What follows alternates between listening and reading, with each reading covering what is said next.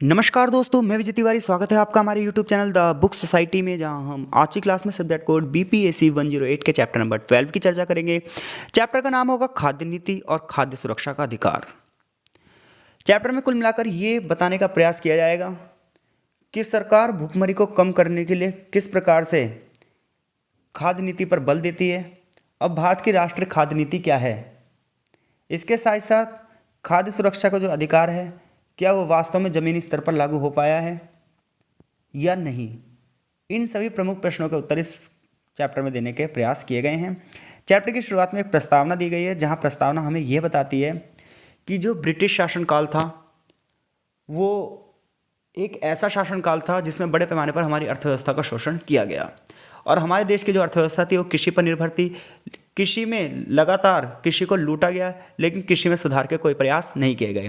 परिणाम ये रहा कि भारतीय कृषि अकालों से ग्रसित रही और कई बड़े भयंकर अकाल पड़े, जिनमें बिल्कुल आज़ादी जब हमें मिलने ही वाली थी उस दौरान का जो अकाल है 1943 का अकाल, वो बहुत भयंकर अकाल था, जिसमें अकेले बंगाल में 10 लाख से ज़्यादा लोगों की मृत्यु हो गई।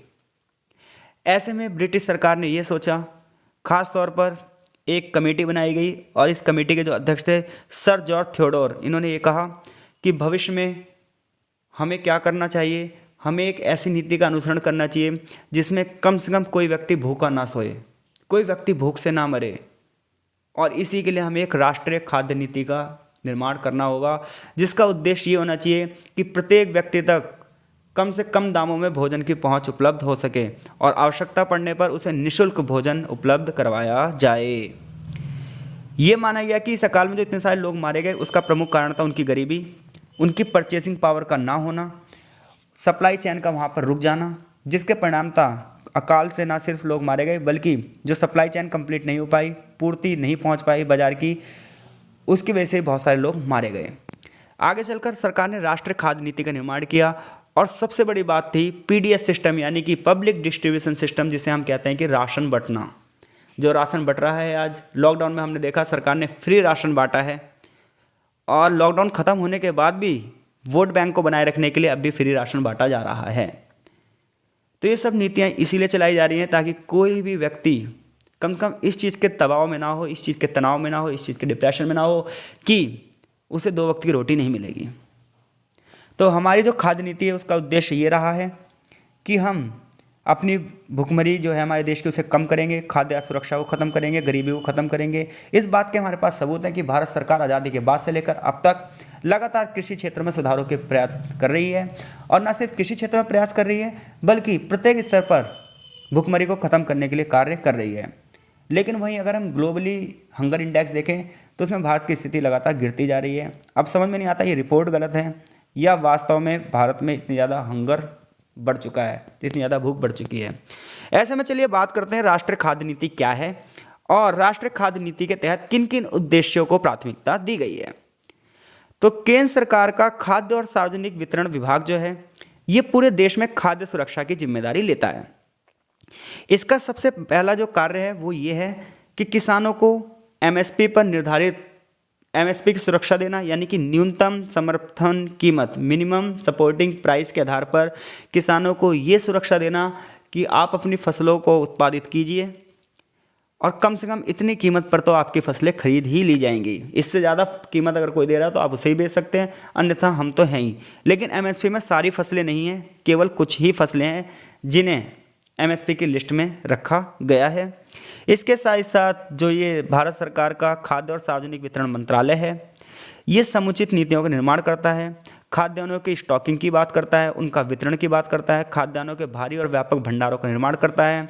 इसके साथ साथ जो सार्वजनिक वितरण प्रणाली है उस पर भी ध्यान रखता है। समाज के जितने भी संवेदनशील वर्ग हैं, समाज के जितने भी कमज़ोर वर्ग हैं, उन तक खाद्य सुरक्षा की पहुँच की बात करता है। खाद्यान्न नीति में जो हमारे प्राथमिक लक्ष्य हैं वो लक्ष्य निम्न है, जिनमें से सबसे पहला हमारा लक्ष्य है खाद्यान्न उत्पादन में वृद्धि करना। देखिए, आज़ादी के बाद जो हमारे को अर्थव्यवस्था मिली वो शोषित मिली, किसानों को लूटा गया, लेकिन कृषि जो ज़मीन है उसके पुनरुद्धार की बात नहीं की गई। ऐसे में आज़ादी के बाद हमने सबसे पहले क्या किया, पहली पंचवर्षीय योजना में कृषि पर बल दिया और हमने ये कहा कि किस प्रकार से हम अपने जल संसाधनों का, किस प्रकार से अपने भूमि संसाधनों का सदुपयोग कर सकते हैं।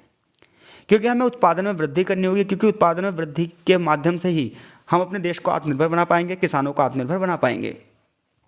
तो इसके लिए हमने क्या करा, हमने उत्पादन में अच्छी टेक्नोलॉजी के यूज़ की बात की, आवश्यक खाद्यान्नों के लिए एमएसपी की बात की गई, सिंचाई सुविधाओं का सुधार किया गया, नहरों का निर्माण किया गया, लोगों को कृषि के अंतर्गत किसानों को जागरूकता अभियान चलाए गए, और आज भी ये लगातार स्थानीय सरकारों की मदद से ऐसे कार्यक्रम चलाए जा रहे हैं।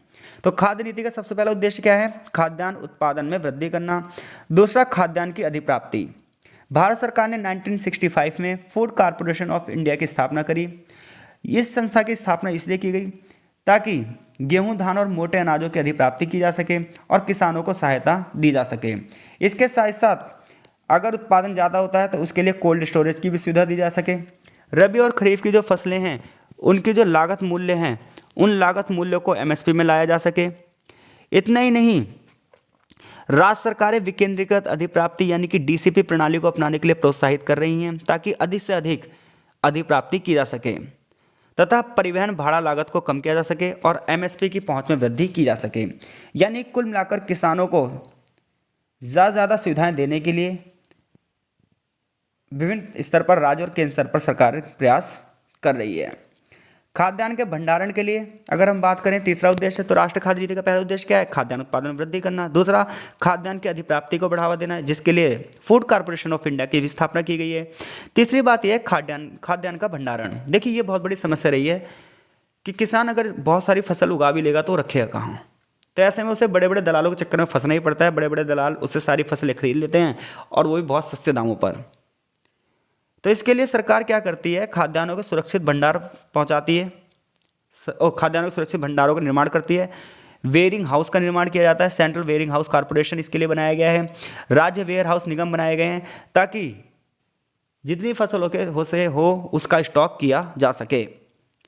समुचित भंडारण के लिए क्षमताएं हमारे पास उपलब्ध हैं, जहां आंकड़े बताते हैं 783.17 लाख मीट्रिक टन क्षमता के लक्ष्य के समक्ष 555.4 लाख मीट्रिक टन केंद्रीय भंडार का खाद्यान्न रखने की क्षमता मौजूद है। उत्पादन की वृद्धि और खाद्यान्नों की अधिक प्राप्ति को ध्यान में रखते हुए सरकार ने कुछ निजी उद्यम गारंटी यानी कि पीईसी की भी स्थापना की है। न सिर्फ गवर्नमेंट बल्कि प्राइवेट खाद्यान्न भंडारों का भी निर्माण किया गया है। भंडारण में आधुनिक सुविधाओं को सम्मिलित करते हुए स्टील के बड़े बड़े कोठागार बनाए गए हैं और इन सब का निर्माण सार्वजनिक निजी भागीदार मोड के बनाया गया है, यानी गवर्नमेंट प्राइवेट सेक्टर के साथ मिलकर बनाया गया है। चौथा है लक्ष्य सार्वजनिक वितरण प्रणाली, यानी कि इसके लिए नेशनल फूड सिक्योरिटी एक्ट बनाया गया 2013। इसके तहत यह कहा गया कि जितनी भी आवश्यक वस्तुएं हैं उनकी आपूर्ति लगातार बनी रहनी चाहिए। ब्लैक मार्केटिंग या स्टॉक नहीं होना चाहिए, क्योंकि कई बार स्टॉक करके दामों को बढ़ाया जाता है जिसकी वजह से खाद्य असुरक्षा मार्केट में होती है। खाद्यान्न के इंपोर्ट और एक्सपोर्ट को बढ़ावा देने के लिए लगातार सरकार प्रयास करती रहती है कि अगर किसी चीज़ का खाद्य उत्पादन ज़्यादा है तो उसे क्या किया जाए, एक्सपोर्ट किया जाए, और जिस चीज़ का कम है उसे इंपोर्ट किया जाए ताकि खाद्यान्न की आपूर्ति लगातार बनी रहे। जैसा कि हमने देखा कोविड के दौरान बहुत सारे छोटे छोटे देशों को भारत ने खाद्यान्न का निर्यात किया है। श्रीलंका क्राइसिस के समय में भारत ने बहुत सारा गेहूँ वगैरह वहाँ पर भेजा था। तो अंतर्राष्ट्रीय स्तर पर देश के लिए अनिवार्य चीज़ बन चुकी है कि खाद्यान्नों को आयात निर्यात करने की शक्ति के नियमों का पालन किया जाना चाहिए। जैसे कि सन 2011 में निजी पार्टियों के द्वारा भंडारण किए गए गैर बासमती चावल की स्वतंत्रता से निर्यात करने के लिए आदेश जारी किए गए। इसके अलावा गैर बासमती चावल का भंडार रखने, गेहूं का निर्यात करने की अनुमति भी दी गई। बासमती चावल और गेहूं को कस्टम EDI पोर्ट्स के माध्यम से अनुमति प्रदान की गई है। निर्यात के लिए इंडो बांग्लादेश और नेपाल की सीमाओं से भी निर्यात किया जाएगा। इसके लिए DGFT के साथ मात्रा का पंजीकरण करवाना पड़ता है और भूमि कस्टम स्टेशन के द्वारा भी निर्यात करने की अनुमति प्रदान की गई है। तो ये इसलिए किया गया है ताकि किसानों को अधिक से अधिक प्रॉफिट हो सके और वो कृषि से भागे नहीं बल्कि कृषि को ही अपनी आजीविका का साधन बनाएं। तो अगर क्वेश्चन आता है खाद्यान्नों की राशनिंग करना भारत की आज़ादी से पहले सिफारिश की गई थी, विस्तार से व्याख्या कीजिए। तो जो हमने प्रस्तावना में चर्चा की वहाँ से आंसर आप लिखेंगे और इसके उद्देश्य बताइए, तो इसकी चर्चा भी हमने की है। बात ये आती है खाद्य सुरक्षा का अधिकार क्या है और इसके लिए सरकार क्या कर रही है। तो जैसा कि मैंने बोला, खाद्य सुरक्षा का अर्थ है कि कोई व्यक्ति कम से कम भूखे पेट ना सोए। खाद्य सुरक्षा को सुरक्षित रखना भारत की जनसंख्या में तेज गति से वृद्धि होने के कारण एक चुनौतीपूर्ण कार्य माना गया है। देखिए, जीवन हमारा लंबा है, बात ये नहीं है, जीवन कितना खुश है बात ये है। इसलिए ना सिर्फ हंगर इंडेक्स बल्कि हैप्पीनेस रिपोर्ट भी जारी की जाती है। ऐसे में कोई बंदा अगर इस डिप्रेशन में है कि मुझे शाम की रोटी मिलेगी या नहीं मिलेगी, तो ये बहुत बड़ी समस्या है। और ऐसे में जो देश की जनसंख्या लगातार बढ़ती जा रही है, इसने इस समस्या को और ज़्यादा बढ़ा दिया है। जैसे कि हंगर इंडेक्स में हमारा स्थान 100 से ऊपर है, यानी कि हमसे अच्छे तो 100 देश हैं। तो खाद्य सुरक्षा के लिए जो कार्य नीति बनाई जा रही है, इसमें आत्मनिर्भरता को बढ़ावा दिया जा रहा है, भुखमरी और कुपोषण को कम करने की बात की जा रही है, अकाल मृत्यु को कम करने की बात की जा रही है। इसके लिए 1948 में भारत सरकार ने सार्वभौमिक मानव अधिकार घोषणा पत्र पर भी हस्ताक्षर किए हैं, जिसमें यह बात की गई है कि प्रत्येक व्यक्ति को खाद्य सुरक्षा का अधिकार है। व्यक्ति और उसका परिवार स्वस्थ और उसके परिवार की खुशहाली और कल्याण के लिए सरकार अपने स्तर पर प्रयास करेगी। तो खाद्य सुरक्षा का अर्थ आपको समझ में आ गया। अब जो खाद्य सुरक्षा अधिनियम बना, तो लोगों की खाद्य सुरक्षा को मजबूत करने के लिए भारत सरकार ने सितंबर 2013 में खाद्य सुरक्षा अधिनियम बनाया। इस अधिनियम का उद्देश्य ये था कि हर एक बंदे की एक सम्मान होता है, एक प्रतिष्ठा होती है, और उसे उस सम्मान और प्रतिष्ठा के साथ जीवन यापन करना चाहिए। और ऐसे में उसको जब तक खाद्य सुरक्षा नहीं होगी, जब तक वो प्रतिष्ठा के साथ अपना जीवन यापन नहीं कर पाएगा। यानी कि राष्ट्रीय खाद्य सुरक्षा अधिनियम का पहला उद्देश्य ये रखा गया कि हर एक व्यक्ति को प्रतिष्ठा के साथ जीवन यापन करने के लिए उचित मूल्य पर खाद्य सामग्री उपलब्ध करवाई जाएगी। इसमें हमने क्या करा, सार्वजनिक वितरण प्रणाली को लक्ष्य रखा, यानी कि पीडीएस सिस्टम को बढ़ावा दिया, जिसके अंतर्गत 75% ग्रामीण जनसंख्या और 50% शहरी जनसंख्या को शामिल किया गया है। यानी कि भारत की कुल जनसंख्या का 2/3 हिस्सा, यानी कि लगभग 1.3 बिलियन जनसंख्या इसमें शामिल की गई है, किसमें, पीडीएस सिस्टम में। इसके अलावा इसे 2 भागों में बांटा गया है। एक है अंत्योदय अन्न योजना, और दूसरी श्रेणी में वो परिवार हैं जो शेष रह गए हैं। अंत्योदय योजना को सन 2000 में शुरू किया गया, जिसका उद्देश्य ये था कि गरीबों को खाद्य सुरक्षा को बढ़ावा देना, जिसके तहत 2.5 करोड़ लोगों को शामिल किया गया और इनके परिवारों को प्रत्येक महीना 35 किलोग्राम गेहूं और चावल दिया जाता है, मोटा अनाज दिया जाता है, जिन्हें 1 रुपये किलो, 2 रुपये किलो, 3 रुपये किलो के हिसाब से उन्हें दिया जाता है। ये पैसे इसलिए दिए जाते हैं ताकि उन्हें ये ना लगे कि हम भीख मांग रहे हैं, उन्हें ये ना लगे कि हमें सरकार के आगे हाथ फैलाना पड़ रहा है। तो इससे क्या होगा, वो 1 रुपये किलो, 2 रुपये किलो के हिसाब से इस चावल गेहूँ खरीद लेंगे। तो इससे क्या होगा, उन्हें भी आत्मसम्मान होगा कि हमने तो पैसा दे के सामान लिया है। तो इससे क्या होगा, उनका जो आत्मसम्मान है, उनकी जो प्रतिष्ठा है वो बनी रहेगी। तो राष्ट्रीय खाद्य सुरक्षा अधिनियम के तहत क्या किया गया, सबसे पहले तो एक जो अधिनियम है ये कहता है कि प्रतिष्ठा के साथ जीवन यापन करें, इसलिए कम से कम पैसों पर उन्हें क्या मिलेगा, खाद्यान्न मिलेगा। इसके लिए अंत्योदय अन्न योजना भी शुरू की गई है। इसके साथ साथ इसमें पीडीएस सिस्टम जो है, इसको दायरे को और बढ़ाया गया है। इसके अलावा इस अधिनियम द्वारा जिला और राज्य स्तर पर शिकायत समाधान तंत्र की स्थापना की गई है कि अगर किसी को कोई समस्या है, किसी को ये लगता है कि उनके साथ भ्रष्टाचार किया जा रहा है, तो वो अपनी शिकायत भी दर्ज करवा सकते हैं। ये इसलिए किया गया है ताकि प्रशासन में ट्रांसपेरेंसी बनी रहे। राष्ट्रीय खाद्य सुरक्षा अधिनियम लगभग सभी राज्यों और केंद्र शासित प्रदेशों में अब तक लागू हो चुका है और लगभग 21 करोड़ लोग इसका लाभ उठा रहे हैं। इसके साथ साथ चंडीगढ़, पुदुचेरी, दादरा नगर हवेली के क्षेत्रों में भी कैश ट्रांसफर जो सिस्टम शुरू किया गया है, इसके तहत लोगों को फायदा हो रहा है। आवश्यक वस्तु और खाद्यान्न की बिक्री वितरण को विनियमित किया गया है, जिसके तहत राज्य सरकार को शक्ति दी गई है कि वो खाद्य और सार्वजनिक वितरण प्रणाली के अंतर्गत अपने अध्यादेशों को अधिसूचित करें। इसके अतिरिक्त मिड डे मील स्कीम लागू की गई है ताकि बच्चों को स्कूल भेजा जाए और बड़े पैमाने पर जो बहुत सारे बच्चे हैं जिनको गरीबी में रह रहे हैं, जिसकी वजह से उन्हें स्कूल नहीं जा पाते, उनके लिए मिड डे मील योजना शुरू की गई ताकि बच्चों की भागीदारी को स्कूल में बढ़ावा दिया जा सके। बदले में उन्हें वहाँ पर खाना भी मिलेगा ताकि घर वालों को ये भी चिंता न रहे कि उनके बच्चे खाद्य रूप से असुरक्षित हैं। आज विश्व की सबसे बड़ी योजना है मिड डे मील, जिसका प्रमुख उद्देश्य तो जो देखा था वो ये था शिक्षा को बढ़ावा देना, कि कम से कम प्रारंभिक शिक्षा तो सभी बच्चों को मिल पाए। लेकिन इसका दूसरा उद्देश्य ये था कि लोग बाग बच्चों को स्कूल नहीं भेजते थे, बदले में वो काम करवाना ज़्यादा पसंद करते थे खेतों वगैरह में या फैक्ट्रियों में। तो ऐसे में जब बच्चों को मिड डे मील योजना दी गई तो इससे ये हुआ कि नामांकन हुआ, बच्चे अब स्कूल में जाने लगे, कम से कम उनको खाद्य सुरक्षा पहुँचाई गई। इतना ही नहीं, पोषण स्तर वाला खाना यहाँ पर इसमें दिया जाएगा। तो ये अगर क्वेश्चन आया राष्ट्रीय खाद्य सुरक्षा अधिनियम की विशेषताएं बताओ तो आप बता दोगे। अब बात की जाती है इसकी आलोचना। तो खाद्य उपभोक्ता कार्य और वितरण जो अधिनियम है, इसमें 27 रिपोर्ट आई इसकी लोकसभा में, और इस रिपोर्ट में ये कहा गया कि लगभग 2/3 जो जनसंख्या है देश की, यानी कि 67% जो जनसंख्या है उसे इस योजना का लाभ मिल रहा है।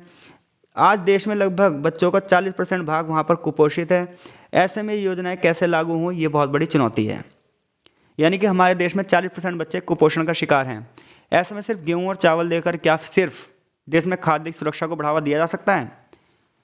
ऐसे में कुछ लोग ये आलोचना दे कहते हैं कि ये वोट बैंक की सिर्फ राजनीति है, जैसे कि बीजेपी के एक बहुत बड़े राजनीतिज्ञ थे और विपक्ष के नेता थे उस समय 2013 में। उन्होंने कहा ये तो वोट सुरक्षा की बात है। उन्होंने कहा अगर इसी प्रकार से ये राशनिंग की गई तो बड़े पैमाने पर तिलहन दालों के उत्पादन में गिरावट आ जाएगी, केवल गेहूं और चावल का ही उत्पादन होगा क्योंकि उन्हें एमएसपी दी गई है। तो ऐसे में क्या होगा, बजट पर प्रभाव पड़ेगा, मुद्रास्फीति बढ़ेगी, महंगाई बहुत तेज गति से बढ़ेगी, अर्थव्यवस्था बिल्कुल गिर जाएगी। तो ऐसे में हमें इन चीज़ों पर क्या होगा, जो इस प्रकार की जो हम कल्याणकारी नीतियां चलाते हैं इनका उद्देश्य वोट बैंक होता है, ऐसा इसकी आलोचना की गई है राष्ट्रीय खाद्य सुरक्षा अधिनियम की। लेकिन आज देखते हैं जब हम 2022 में, तो उन्हीं की पार्टी की सरकार है और वो फ्री राशन दे रही है और उसके आधार पर वोट ले रही है। तो यानी कि जो सरकार पहले विपक्ष में थी वो क्या करती थी, वो उस समय इस सुविधा का वो करती थी, मजाक उड़ाती थी। आज जो विपक्ष में सरकार है वो जिसने इसको कभी शुरू किया था राष्ट्रीय खाद्य सुरक्षा अधिनियम को 2013 में, आज वो कहते हैं कि आपने फ्री में राशन क्यों बांटा। तो इससे ये पता चलता है कि जब तक हम लोग लोक नीतियों का अध्ययन नहीं करेंगे तब तक हमें ऐसे ही पागल बनाया जाएगा। वास्तव में पक्ष विपक्ष कुछ नहीं है, हमें राजनीति में कट्टर होने की कोई ज़रूरत नहीं है। हमें सिर्फ राजनीति से डिमांड्स की ज़रूरत है कि राजनीति उन डिमांड्स को पूरा करे जो कल्याणकारी हों। आगे देखिए, प्रसिद्ध प्रोफेसर जीन ड्रेजे ने क्या कहा है। तो प्रसिद्ध प्रोफेसर जीन ड्रेजे ने यह कहा है कि यह बिल मानव पूंजी के एक निवेश का रूप है। ये लोगों के जीवन में सुरक्षा पैदा करेगा, उनकी मूल आवश्यकताओं की पूर्ति करेगा, ये बच्चों के स्वास्थ्य को बढ़ावा देगा, शिक्षा को बढ़ावा देगा, उनकी प्रगति को बढ़ावा देगा। तो एक और तो लोग आलोचना कर रहे हैं और एक लोग समर्थन में बात कर रहे हैं। तो आप इन दोनों की बात करके अंत में एक निष्कर्ष देंगे। तो निष्कर्ष की अगर बात की जाए तो निष्कर्ष में ये बात की गई है कि मनुष्य का स्वास्थ्य केवल लंबी आयु प्राप्त करने के लिए नहीं है बल्कि प्रसन्न जीवन जीने के लिए है। और ऐसे में भोजन प्राप्त करने का रूप क्या हो, कैसा भोजन हम करते हैं, खाद्यान्नों की आपूर्ति कैसे हो, ये एक गंभीर समस्या का मुद्दा बने हुए हैं, गंभीर चिंतन का मुद्दा बने हुए हैं। ऐसे में सरकार अपने स्तर पर प्रयास कर रही है। बात ये आती है कि जनता कितनी जागरूक है, कितनी शिक्षित है, कितनी साक्षर है और वो कैसे अपने अधिकारों का प्रयोग कर सकती है। हाल ही में सरकार प्रधानमंत्री किसान सम्मान योजना चला रहे हैं, माफ़ कीजिएगा, हाल ही में प्रधानमंत्री किसान सम्मान योजना चला रहे हैं, जिसका प्रमुख उद्देश्य यह है किसानों को आत्मनिर्भरता बढ़ाई जाए, उनकी आय दुगनी कर दी जाए, जिसके लिए उन्हें प्रति किसान प्रतिवर्ष 6-6 हज़ार रुपये अनुदान दिए जा रहे हैं। कृषि संबंध और खाद्य नीतियों को बढ़ावा देने के लिए सरकार अपनी प्रतिबद्धता लगातार समय समय पर दिखाती रही है और आप जैसा कि जानते हैं ये प्रतिबद्धता चुनाव के समय कुछ ज़्यादा दिखाई देती है। एनीवे, आप इस चैप्टर से जो भी प्रश्न बनते हैं उनका आंसर देने में सक्षम हैं। तो खाद्य सुरक्षा से हम क्या समझते हैं, राष्ट्रीय खाद्य सुरक्षा जो अधिनियम है इसका आलोचनात्मक विवरण प्रस्तुत कीजिए। ये सही प्रश्न आएंगे तो आप इस प्रश्न से उत्तर देने में सक्षम हैं। आपका बहुत बहुत धन्यवाद। मिलते हैं आपसे नेक्स्ट चैप्टर की वीडियो में।